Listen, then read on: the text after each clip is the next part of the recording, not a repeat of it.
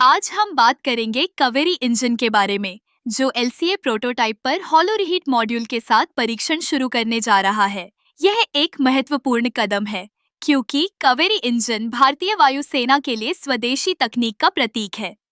Kaveri engine का विकास DRDO द्वारा किया गया है और इसका मुख्य उद्देश्य भारतीय लड़ाकू विमानों को आत्मनिर्भर बनाना है। जब हम एलसीए यानी हल्का लड़ाकू विमान की बात करते हैं, तो यह इंजन इसकी ताकत और प्रदर्शन को बढ़ाने में एक महत्वपूर्ण भूमिका निभाता है। हॉलो रिहीट मॉड्यूल की बात करें तो यह एक नई तकनीक है जो इंजन की दक्षता को बढ़ाने में मदद करती है।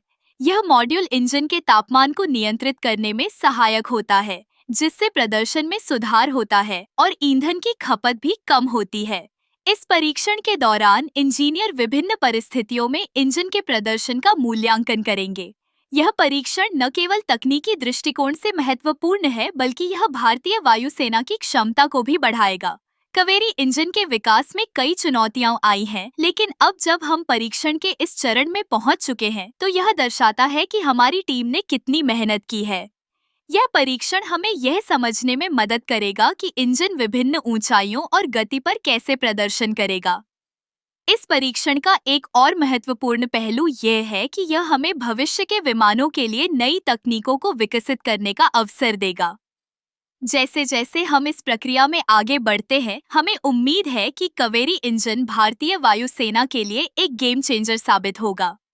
इस परीक्षण के सफल होने पर हम देखेंगे कि भारतीय वायुसेना को एक मजबूत और सक्षम लड़ाकू विमान मिलेगा, जो न केवल स्वदेशी तकनीक पर आधारित होगा, बल्कि वैश्विक स्तर पर भी प्रतिस्पर्धा कर सकेगा। कावेरी इंजन का यह परीक्षण न केवल तकनीकी प्रगति का प्रतीक है, बल्कि यह हमारे देश की आत्मनिर्भरता की दिशा में एक बड़ा कदम भी है। हमें गर्व है कि हम इस यात्रा का हिस्सा हैं और हम सभी को इस तकनीकी उपलब्धि का समर्थन करना चाहिए। आखिरकार, यह सिर्फ एक इंजन नहीं है, यह हमारे देश के भविष्य की उड़ान है।